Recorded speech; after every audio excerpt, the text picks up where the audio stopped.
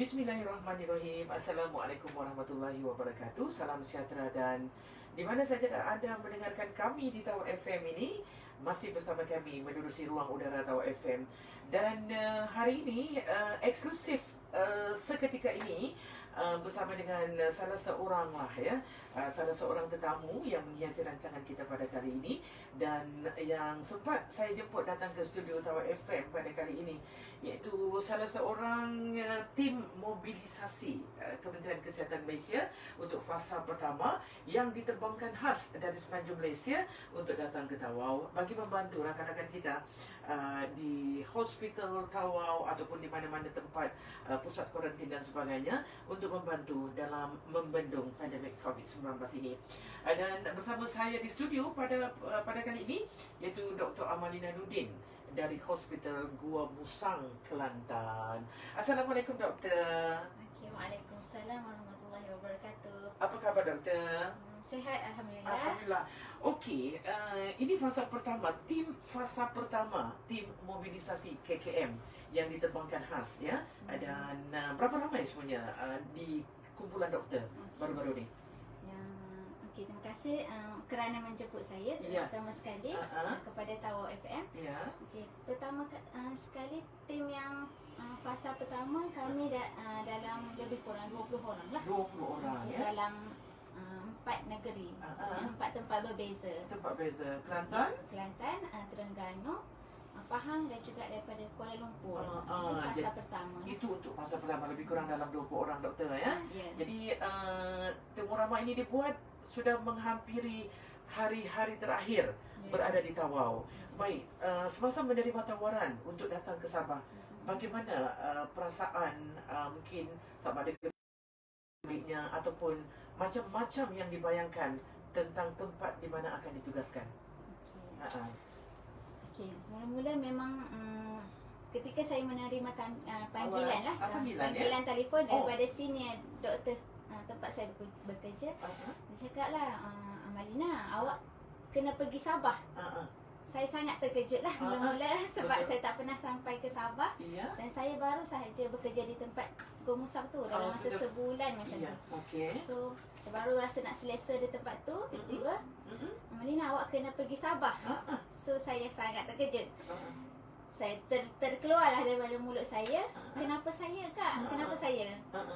So dia pun cakap lah, sebab awak masih single, belum ada ramai, macam belum ada anak, keluarga dan komitmen. Orang lain, rakan saya dalam 19 orang doktor lain, kebanyakan dah berkahwin dan ada komitmen lah.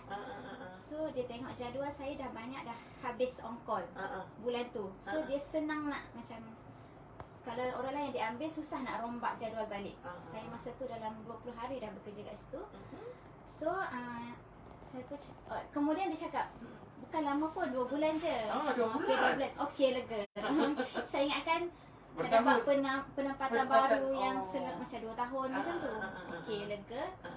Walaupun masih gelisah, tapi saya macam suka juga belajar benda baru. Saya suka menerima pengalaman baru. InsyaAllah saya tawakal. Mula-mula tolak tarik-tarik macam nak memudahkan dia, tak perlu cara orang lain dah. Saya terima je lah. Okey. Baik, alhamdulillah, apabila kita memudahkan urusan orang lain, insya-Allah Allah akan memudahkan urusan kita, doktor, ya. Jadi maknanya terima tawaran itu dengan hati yang terbuka. Baik, sesampainya doktor di Perbandaran Tawau ini dan akan ditugaskan bersama dengan rakan-rakan di Hospital Tawau ataupun di Jabatan Kesihatan Tawau. Jadi apa yang doktor dapat rasakan ataupun lihat pada ketika itu? Sampai dekat lapangan terbang Tawau, saya rasa besar juga Tawau ni. Lapangan terbang besar. Biasanya lapangan terbang besar mesti tempatnya satu tempat yang besar. Biasa dulu-dulu saya nampak Tawau ni ketika macam apa ni? Waktu berbuka Tawau. Macam tu je yang saya, tempat yang paling awal berbuka puasa. Bestnya awal dia orang berbuka. So pada masa tu saya tak terfikir Tawau tu kat mana. Sabah tu pun saya tak terfikir saya akan datang. Mungkin hanya terfikir rasa nak pergi jalan-jalan Kundasang, Sempurna je saya pernah dengar macam tu lah. So sampainya kat situ, saya Gua Musang tu banyak juga hutan-hutan tempat saya duduk kan. Saya macam redha, kalau hutan ke apa ke saya redha je. Daripada airport tu memang nampak hutan-hutan, nak sampai sini banyak sawit. Banyak gunung. So saya dah macam bersedia. Okey, sampai bandar memang saya rasa ini lagi bandar daripada kampung saya. Lagi besar dari tempat saya duduk sebenarnya. Musang dan asal saya bacok lagi besar. Tawau ni sangat bandar yang besar, semua ada. Alhamdulillah ya. Baik, doktor ditempatkan di Tawau lebih kurang sebulan. Ya. Jadi sebenarnya tujuan tim mobilisasi ini adalah untuk membantu rakan-rakan kita di sini bagi dalam menangani pandemik COVID-19. Jadi adakah sama dengan apa yang telah dibincangkan sebelum ini ataupun berbeza daripada apa yang sebenarnya, doktor? Okey. Sama. Cuma pada awalnya saya agak terkejut nak kena datang kepada red zone kan. Saya macam saya tak pernah tempat saya tu red zone. Ya, jarang. Betul. Kelantan Perlis antara tempat yang selalu putih. Kuning ya. Seolah-olah kita datang ni memang macam tercampak ke tempat yang COVID, penuh dengan COVID. So, ketika saya datang memang dah mindset sebab kita dikerahkan dan diarah untuk menolong kawan-kawan kita yang menghandle COVID. Betul apa yang diorang letakkan kita orang lah. So, saya diletakkan di Jabatan Pediatrik Hospital Tawau dan ada lagi beberapa kawan di medical ward. So, banyak juga kami bertukar pandangan dan maksudnya pengalaman. Saya banyak dengar juga pengalaman orang dewasa. Ya. Jadi maknanya perbezaan tugas tu tidak seberapa sangat ya.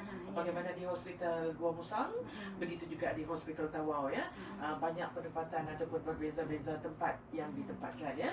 Okey, itu dia Dr. Amalina Nudin, salah seorang doktor bersama dalam tim mobilisasi Kementerian Kesihatan Malaysia untuk fasa pertama yang ditempatkan di Hospital Tawau. Kita dengan tetamu eksklusif kita iaitu Dr. Amalina Nudin ya, yang merupakan salah seorang doktor yang bertugas di Hospital Gua Musang Kelantan dan datang ke Tawau yang berkesempatan menerusi tim mobilisasi Kementerian Kesihatan Malaysia. Baik doktor, tugas doktor di hospital memang membantu sebenarnya, membantu kawan-kawan rakan-rakan doktor di sana dan juga mungkin kaki tangan lain ya. Dan itu satu perkara yang memang rutin setiap hari doktor lalui. Dan mungkin juga kita nak tanya juga doktor, apabila bersama dengan masyarakat Tawau ya, sama ada dia tu patient ataupun kawan-kawan rakan-rakan, bagaimana pembiasaan doktor dengan mereka? Okey. Mula-mula saya datang sini ada driver kenderaan dari hospital yang datang ambil. Okey. Pertama kali saya perasan bahasanya lebih kurang dengan bahasa Indonesia. Oh ya ke? Sebab saya tak pernah datang Sabah dan tak pernah ada kawan yang Sabah. Okay. So saya rasa ada persamaan. Macam nadanya lebih kurang. Iya. Saya dah nak cakap Sabah juga. Lebih kurang kan? Okay. So lepas tu saya merasa tertarik dengan cara percakapan lembut. Cuma ada perbezaan daripada Sabah dan Indonesia. Indonesia sebabnya saya selalu masa kita kecil-kecil selalu dengar sinetron Indonesia, lagu Indonesia. Tengok sinetron. Tengok sinetron. So kita ingat macam bahasa Indonesia. Sabah tu macam bahasa Indonesia.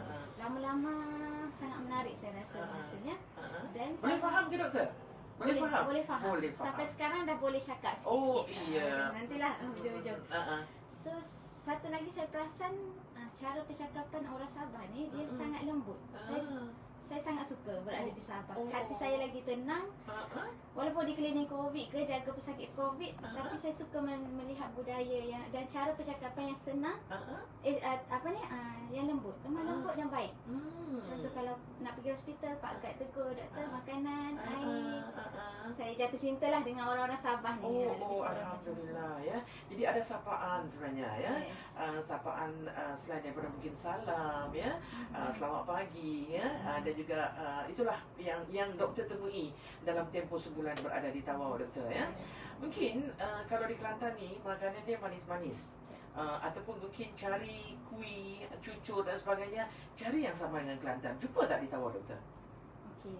Salah satu dari benda segi makanan lah makanan sebenarnya saya rasa saya jarang boleh menerima makanan yang saya tak biasa. Tapi Sabah ni saya boleh makan. Oh iya ke? Banyak yang saya boleh makan. Boleh makan. Macam saya sedap. Bila sedap, saya memang niat macam nak belajar masakan baru. Tak adalah mencari sangat makanan yang ni kan. Sebab makanan Kelantan pun dah biasa sangat, dah hidup 20 lebih tahun kan. Nak cuba benda baru dan saya boleh terima. Cuma sebulan kemudian saya rasa ada seorang kakak tu dia macam bagi budu. Saya rasa sangat rindu. Inilah saya rindu Dengan budu. Saya tak sangka ada budu di Sabah. So saya rindu budu lah. Kalau kuih-kuih kebanyakan ada juga yang sama, cuma sangat suka sebab kurang manis. Sangat suka. Sebab kalau di Kelantan memang kuih-kuihnya manis. Betul. Jadi maknanya boleh terima apa saja yang disajikan oleh rakan-rakan di Tawau ini ya, sama ada sudah menjadi kakak angkat ataupun keluarga angkat, maknanya boleh diterima doktor ya. Jadi alhamdulillah ya. Jadi bab makanan tidak ada masalah. Maknanya Dr. Amalina boleh duduk di Tawau. Sekejap. Sekejap. Baik. Mungkin juga lah ya, mungkin cara kehidupan doktor. Cara kehidupan orang-orang Tawau dengan orang-orang Kelantan ya, ataupun rakan-rakan di Kuala Lumpur. Bagaimana yang doktor lihat kami di Tawau? Saya berada di Kelantan, bahagian kampung juga, yang macam bandar kecil-kecilan. Sebenarnya saya datang ni beberapa hari kemudian PKP. So saya banyak tak kenal sangat budaya lain, kecuali orang yang Pak Gad, kawan-kawan. Susah saya nak cakap. Yang terbaru ni saya rasa lebih kurang sama, ada yang jual ikan, jual sayur, lebih kurang sama dengan tempat saya. Sebab saya berasal dari kampung juga. Kalau saya pergi dekat kampung-kampung ni, lebih kurang je saya rasa. Betul. Dan orangnya sangat peramah. Ajak pergi rumah, beli ikan, tiba-tiba ajak datang rumah. Cuma susah kan sekarang. So nanti boleh datang lagi untuk jalan-jalan. Betul. Mudah-mudahan kita dapat mematahkan rantaian COVID-19 ni doktor. Jadi kita boleh datang kembali. Orang Kelantan, orang Pahang, orang Terengganu boleh datang balik ke Sabah. Yang tidak ada lagi rentas negeri, tidak ada lagi rentas daerah. Jadi mudah-mudahan integrasi nasional di antara rakan-rakan di semenanjung Malaysia, Sarawak dan juga Sabah akan dapat diteruskan doktor ya. Okey, itu dia Dr. Amalina Nordin, salah seorang doktor yang bersama menerusi tim mobilisasi Kementerian Kesihatan Malaysia untuk fasa pertama ini datang ke Tawau. Baik, di mana saja anda berada ketika ini, masih lagi bersama kami di Tawau FM. Dan ada tetamu sebenarnya, ada tetamu eksklusif yang saya sempat jemput datang ke studio untuk bersama kita ya. Maklum sajalah dalam tempoh beberapa hari ini bakal meninggalkan Tawau Dr. Amalina ya. Jadi sebulan rasanya berada dengan warga Tawau ya. Di mana tempat-tempat yang sempat Dr. Amalina kunjungi selain daripada rumah kakak angkat ataupun keluarga angkat? Apa nama tempat-tempat tu kalau ingatlah doktor? Selain daripada pasar pasar pergi? Pasar tak sempat pergi. Tak sempat pergi pasar. Biasa kalau City Mart macam beli-beli tempat-tempat pasar raya. Pasar raya pergi. Makan kat kedai pun tak boleh lagi. Ya betul. Beli tapau. Dan banyak saya suka sangat sebab banyak boleh kita order online. Foodpanda, COD, MyFront. Senang saya nak makan apa-apa boleh COD dengan senang, and then suka sangat dari segi Grab. Senang. Kadang-kadang ada juga saya kena pergi tempat kompleks kan, nak tengok pesakit sana guna Grab. Senang je. Lepas tu tempat yang biasa pernah lalu-lalu, Pasir Putih, Merotai, ada teman kakak tu. Lepas tu mana Semarak pernah sekali. Teman dia pergi rumah abang dia, sekejap macam tu je lah. Kebanyakan biasa memang duduk dekat asrama dan ke hospital sebab dekat sebenarnya. Seberang jalan je tempat tidur dan tempat kerja. Sekejap dia macam saya kurang meluas lagi berjalannya. Tapi maknanya dalam tempoh ditempatkan di sini dalam tim mobilisasi Kementerian Kesihatan Malaysia ni doktor, rasanya doktor tak menemui sebarang masalah. Apa agaknya masalah yang doktor temui sepanjang berkhidmat di sini doktor? Saya macam cabaran saya sendiri kalau kerja tempat baru, nak kenal orang baru, sangat mencabar bagi saya. Cara penulisan, sistem. Yang tu pada saya rasa mencabar sistem. Sebab macam hospital lain, sistem dia lain nak cari pesakit. And then yang lain okey, sangat okey. Cuma memanglah budaya berbeza, tempat berbeza, budaya kerja dan juga sistem berbeza ya. Dari satu tempat ke satu tempat meskipun satu kementerian doktor ya. Baik, bercakap dah panjang lebar kita bercakap ni doktor. Dihantar pun dek kerana COVID-19 ni doktor. Jadi sebenarnya mungkin juga dalam perbualan kita yang singkat ini, sebagai seorang doktor lah, apa sebenarnya COVID-19 ini dan kenapa dia terlalu cepat bersama dengan rakyat Malaysia, dan bagaimana kita nak menangani ataupun memutuskan rantai COVID-19 ni, doktor? COVID ni basically satu virus lah kan. Dia ada, kalau makhluk halus ni orang panggil, ada bakteria dan virus. Biasanya memang virus ni di mana-mana ada virus. Sebelum ada COVID pun memang ada virus. Macam kita sesama, kita sakit tekak, ada virus. Yang tu biasanya dia akan sendiri, macam self-limiting. Dia akan sembuh sendiri biasanya. Antibody kita akan keluar dan dia sembuh sendiri. Bakteria biasanya yang kita perlukan antibiotik dan ubat. So saya bukanlah orang yang tepat untuk cerita pasal COVID itu sendiri. Apa yang saya faham, macam dia macam dulu kalau awal-awal tu memang dia adalah macam droplet. Maksudnya dia akan terjangkit dengan air liur macam tu, air bersin ke semuanya. Sekarang kita macam kurang pasti, ada yang cakap airborne macam tu lah, boleh merebak melalui udara. So kebanyakan ramai kes yang sembuh, tapi kita sangat kena berjaga sebab kita tak tahu kita pembawa, dan boleh kita sebarkan kepada orang yang ada comorbids, orang yang ada kencing manis, darah tinggi, yang kanser, imuniti rendah. So boleh jadi kalau kena kat kita tak ada apa-apa, kita sebarkan kepada orang yang ada comorbids, dia yang akan merebak dengan cepat sampai ada yang perlu oksigen, kemudian masuk ICU. Yang tu kita takut.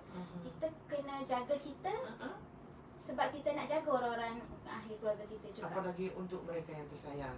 Yes, betul. Jadi sebab mungkin orang tua kita, ya. Boleh jadi kita rasa tak ada apa-apa COVID ni kena kat kita, tapi who knows, boleh jadi siapa-siapa kawan-kawan kita yang ada sakit tu boleh terkena dan menjadi teruk. Alhamdulillah ramai yang kena sembuh. Alhamdulillah sangat. Apa yang saya tengok ni, budak-budak pun kadang-kadang imuniti sangat kuat, boleh balik kepada keluarga tersayang dengan sihat. Betul, alhamdulillah ya. Jadi awalnya tahu zon merah, tapi dalam tempoh doktor di sini dapat mengatasi ke atau macam mana, doktor? Ya, sebenarnya masa saya datang awal-awal tu kes 200 kes. Kemudian ada sedikit dia lah macam cabaran dan mengundi semua tu, dia meningkat. Basically kalau kita tengok kes hari ni, contoh 800, 700, ini bukan kes yang berlaku hari ni. Tidak. Ia adalah kes yang minggu lepas. Kita baru dapatkan result hari ni. So ada orang macam sangat terkejut, 1000 kes. Ini bukan kes hari ni, tu kes yang minggu lepas. Maksudnya dia kita ambil swab, kita makan masa nak hantar HPE, nak hantar dekat lab dekat Semenanjung. Nak dapatkan keputusan. Yes. Kemudian dapatlah data terkumpul hari tu banyak macam ni. Jangan terkejut lah. Sebenarnya benda tu berlaku yang minggu lepas. Kadang-kadang ada yang pesakit baru dapat result hari ke-10 pergi kat dekat kita punya hospital. Hari ke-10 dapat result, kita bagi discharge. Macam tu. Begitu ya. Maksudnya tak semestinya masuk ward. Tapi walau bagaimanapun perlu berjaga-jaga ya, doktor ya. Kerana virus itu ada di mana-mana ya. Itu dia Dr. Amalina Nordin. Baiklah doktor, selain daripada kerjanya doktor sebagai seorang doktor ya, yang merawat pesakit-pesakit meskipun baru ya, tapi kerjaya yang dipilih adalah doktor. Tetapi berlainan, saya difahamkan doktor ni ada berlainan minat pula ya, dan suka menulis dan aktif di laman sosial ataupun medsos, sangat aktif, Facebook, IG, ada juga, YouTube ada juga. YouTube ada juga ya. Jadi apa yang nak diperkatakan berkaitan dengan perkara ini, doktor? Kadang-kadang kita ni kadang-kadang ada masa kita follow the flow, takdir ni, maksudnya jadi cikgu, jadi engineer, jadi doktor, tapi kita kena kenali diri kita juga. Apa yang membuatkan kita rasa happy. Kadang-kadang kalau kerja semata-mata untuk dapat gaji, rasa stres juga. Macam tak ada value lain yang kita bagi. Maksudnya untuk diri kita. Kebanyakan kita buat untuk orang lain, untuk pesakit, so nak dapat gaji, nak bagi keluarga. Kita kena kenali diri, apa yang aku suka, passion, membuatkan kita happy. So lagilah kita boleh menjadi doktor yang macam lebih ikhlas lah. Sebab kita ada benda lain juga. Kebanyakan yang saya nampak macam tu, dia tak boleh benda yang maksudnya terpaksa buat sahaja. Kita kena mencari benda lain yang kita minat. Ada orang menulis, ada orang bercakap. Yang pastinya cari apa yang buatkan kita happy. Saya menulis. Saya menulis. Apa yang doktor tulis sebenarnya? Maknanya setiap medsos itu doktor tulis pelbagai ataupun apa saja yang ditemui, sama ada benda baru ataupun sesuatu yang boleh menarik perhatian, atau macam mana doktor? Saya mula menulis sejak saya medical student lah. Masa medical student, saya rasa macam banyak ilmu-ilmu orang lain yang tidak masuk dalam ilmu medik ni tak tahu. Macam pengalaman di hospital, banyaknya saya tulis pertama kali. Contoh saya masuk bilik bersalin pertama kali, pengalaman yang sangat menarik. So saya suka tulis, dan banyak kali forensik saya tengok orang macam belah mayat. Saya orang yang biasa tiba-tiba masuk dalam bidang medik, saya rasa wow, menarik, perlu diceritakan kepada orang lain. Saya ada macam jiwa yang suka share. Pengalaman duk tahu apa yang orang lain tak tahu, saya ceritakan. Dan sebabnya ramai orang like, ramai orang share, so dia jadi membuatkan kita lagi happy dan termotivasi nak tulis lagi. Dia macam tulis, orang suka, kita tulis lagi, orang lagi suka. Dari masa ke masa, apa saja yang ditemui tulis, dan mungkin itu juga antara yang membuatkan lebih ramai followers ataupun pengikut ataupun yang membaca dan sebagainya, menyebabkan doktor dari masa ke masa pun ingin untuk terus menulis. Poin dia juga ingin sebarkan manfaat. Sebab tak semua orang kita ada pengalaman, maksudnya tak semua orang boleh jadi doktor. So kita sebagai doktor ni, apa pandangan kita sebagai doktor yang kita boleh extract supaya orang lain tahu juga. Ada tak yang dalam pengikut-pengikut ataupun yang membaca yang condemn apa yang doktor tulis, selain daripada yang memuji dan suka, yang pernah doktor temui dalam beberapa kali doktor buat posting, ada tak yang komen tidak membina? Kebanyakan alhamdulillah, sebab saya suka sebarkan inspirasi positif. So orang-orang yang sama pemikiran dengan saya, dia akan follow. So orang-orang ni je yang akan baca biasanya. Kalau orang yang tak minat, dia tak baca dari awal. So kita dah tertapis orang-orang yang condemn tu. Tak ada, alhamdulillah. Macam kalau ada pun hasil silap saya sendiri dalam menulis. So, ada silap-silap sikit, so dia orang tegur, kita ambil that good feedback lah, kita ambil sebagai feedback. So kita tak rasa tu di condemn, ini adalah teguran. Ada kita silap-silap sikit, so nanti kita improve lagi baik, lagi better.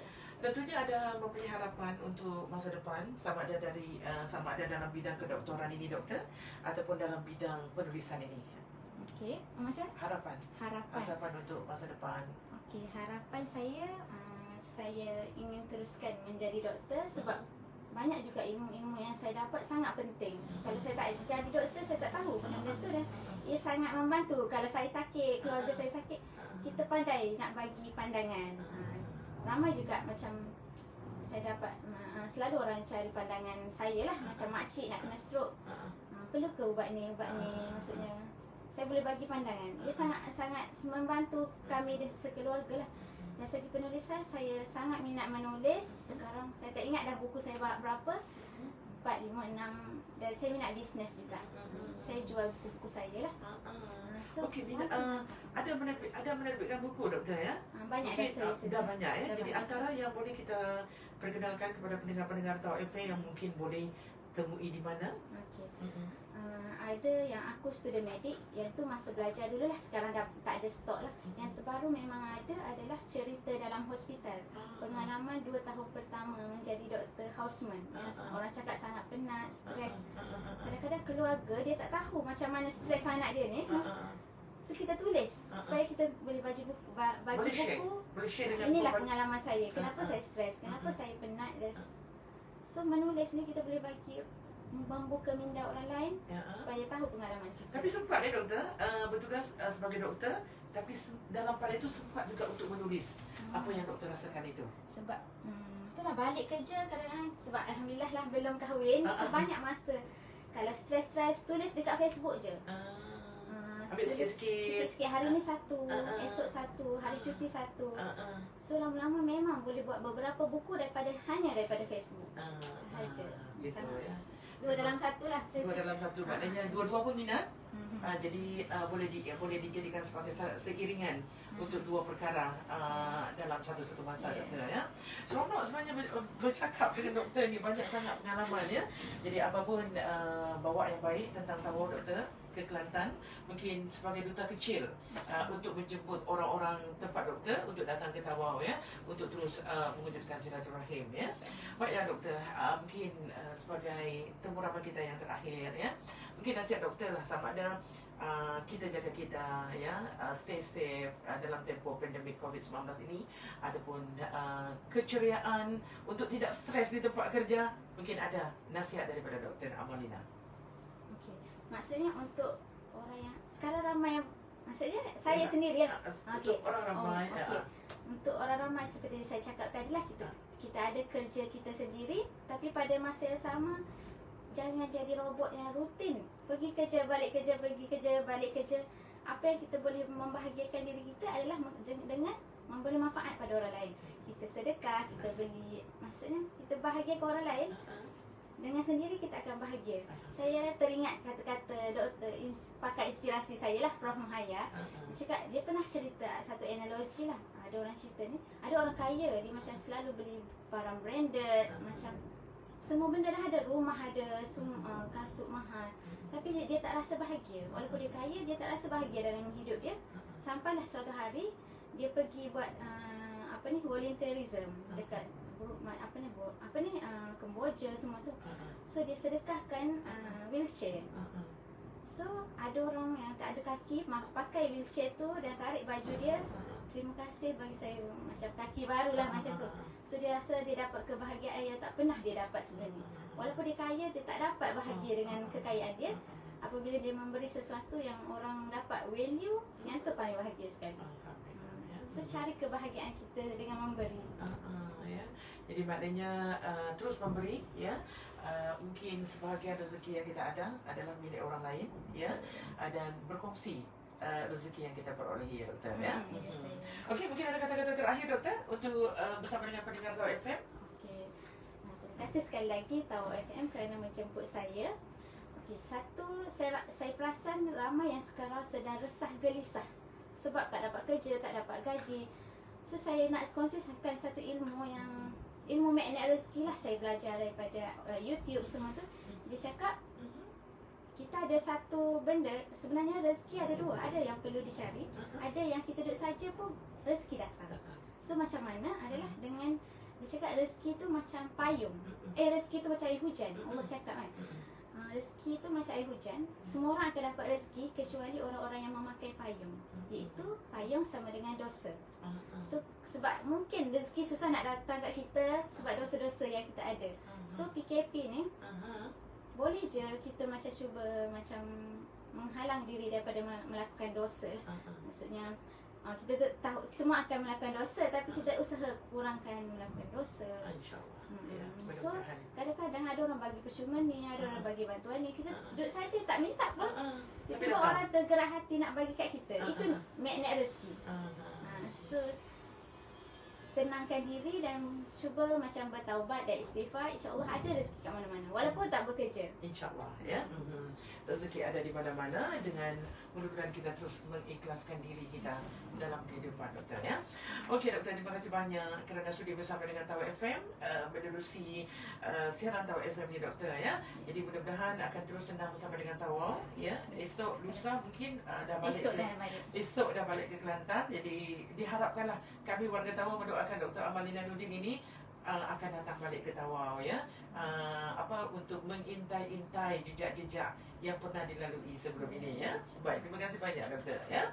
Baik, itu dia temu ramai eksklusif saya bersama dengan Dr. Amalina Nordin yang bertugas, yang merupakan salah seorang doktor yang bertugas di Hospital Gua Musang Kelantan dan terpilih dalam tim mobilisasi Kementerian Kesihatan Malaysia yang pertama untuk membantu rakan-rakan kita di Hospital Tawau dalam menangani pandemik COVID-19 ini.